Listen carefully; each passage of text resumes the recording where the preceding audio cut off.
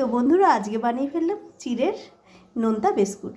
অসাধারণ লাগে। তো চলুন চটপট করে দেখে নিই। নমস্কার, কেমন আছেন সবাই? আর এর মধ্যবিত্ত গৃহবধূ চ্যানেলে সকলকে স্বাগত জানাই। তো আজকে বানাবো চিড়ে দিয়েই একটা রেসিপি, চিড়ের নোনতা বিস্কুট। তো তার জন্য চিড়েটা প্রথমে আমি সুন্দর করে ধুয়ে নেব, ধুয়েই কিন্তু তুলে দেব। তো চলুন এটাকে ধুয়েই তুলে দিই। চিড়েটা যেহেতু হালকা, বেশিক্ষণ থাকলে একদম গলে যাবে।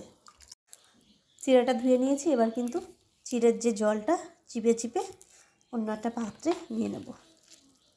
এটা কিন্তু দারুণ টেস্ট হয়। ঘরে রেখে দিতে পারেন অন্তত পক্ষে 2 মাস পর্যন্ত। 2 মাস পর্যন্ত রেখে এটা খেতে পারেন। এটা হালকা একটুখানি আমচুর পাউডার দিলে টকটক হবে, আর একটুখানি মিষ্টি দিলে কি হবে, টেস্টটা সুন্দর লাগবে। এই যে চেপা হয়ে গেছে। আর অল্প একটু চিনিও দেবো, একেবারে নোনতা করলে খেতে অতটা ভালো লাগে না, তো দুটো মিক্স করেই দেবো। তো চলুন এটা হয়ে গেছে, এবার মিশিয়ে নিই।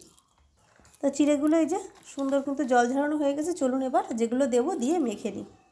এখানে দেখুন নিয়ে নিয়েছি আমি এই যে বড় বাটির 1 বাটি বেসন। এই বাটিরই কিন্তু আমি 1 বাটি চিড়ে নিয়েছিলাম। এখানে নিয়ে নিয়েছি তিল, সাদা তিল। আর এখানে চিড়ে নিয়েছি আমি 1 চামচ। তারপরে জোয়ান হাতে ঘষে রেখে দিয়েছি। এখানে কালো জিরে, আর এটা হচ্ছে বিট লবণ। আর এই যে লঙ্কাটা আপনারা চিলি ফ্লেক্স দিতে পারেন, আমি এটাকে কুচিয়ে নিয়েছি। আর এই যে অল্প আমচুর পাউডার। তো চলুন মিশিয়ে নিই। এবার সব কিছু দিয়ে মিশিয়ে নেব, মানে মেখে নেব। বেসনটা দিয়ে দিলাম। এই 1 বাটি নিয়েছিলাম চিড়ে, তাই জন্য 1 বাটি বেসন। তো যদি এখানে একটু জল লাগে তাহলে কিন্তু একটুখানি জল দিয়ে সুন্দর করে শুকনো করে কিন্তু মাখতে হবে। যদি না লাগে তাহলে কিন্তু আর দিতে হবে না। তো চলুন সবগুলো দিয়ে মিশিয়ে নিই। এখানে নিয়ে নিয়েছি শুকনো লঙ্কা কুচিয়ে, এটা আমি দিয়ে দিলাম। পুরোটা দেব না, একটু ঝাল ঝাল যদি বেশি হয়। এই যে দিয়ে দিলাম এবার সাদা তিল, দিয়ে দিলাম আমচুর পাউডার। আর এখানে কালো জিরে হাতে ঘষে নিয়েছিলাম, জোয়ান আর চিনি। চিনিটা না দিলে লবণের স্বাদটা ঠিকঠাক পাওয়া যায় না, শুধু একটু লবণ লবণ লাগে, টেস্টটা ভালো হয় না। এবার দিয়ে দেবো বিট লবণও। অতটা যদি না লাগে আমি একটুখানি রেখে দিলাম, যদি লাগে পরে আবার দিয়ে দেবো। তো চলুন সবগুলোকে ভালো করে আগে মিশিয়ে নিই।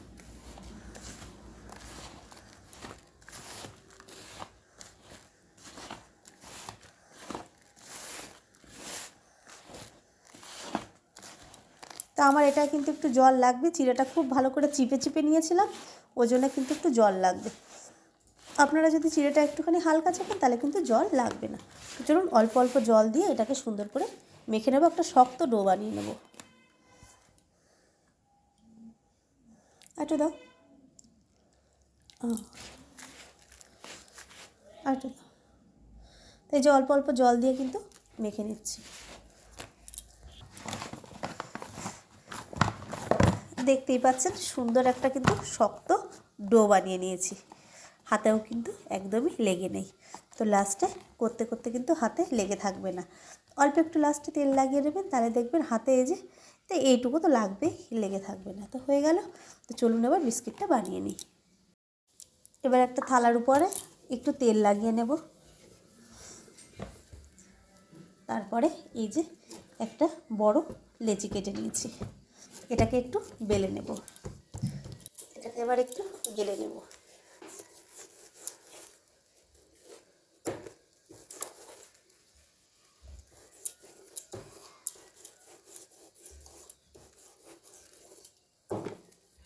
সম্পূর্ণভাবে বেলে নিয়েছি। এই যে দেখতেই পাচ্ছেন থিকনেসটা কিন্তু এরকম।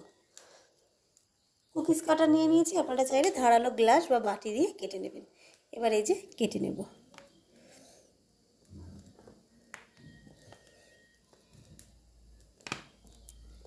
আমি সবগুলো কেটে নিয়েছি, এবার চলুন এগুলো তুলে নিই। এগুলোও কিন্তু পরে আবার বেলে নেব।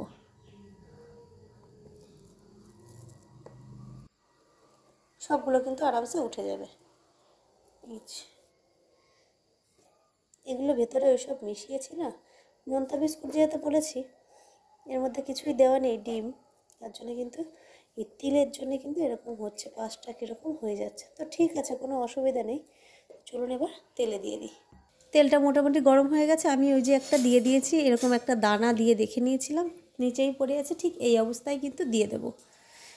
একদম মিডিয়ামে কিন্তু এগুলোকে সুন্দর করে ভেজে নেব।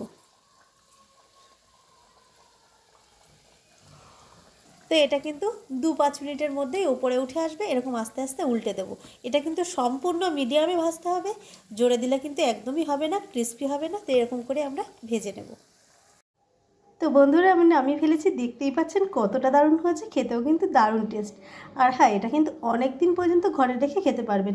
ওই ধরুন চায়ের সঙ্গে, আর সন্ধ্যাবেলা একটুখানি কুটকুট করলাম টিভি দেখতে দেখতে, অসাধারণ লাগে কিন্তু। অবশ্যই ট্রাই করবেন। আজকের মতো এটুকুই, আবার একটা নতুন রেসিপি নিয়ে আপনাদের সামনে চলে আসবো। টাটা।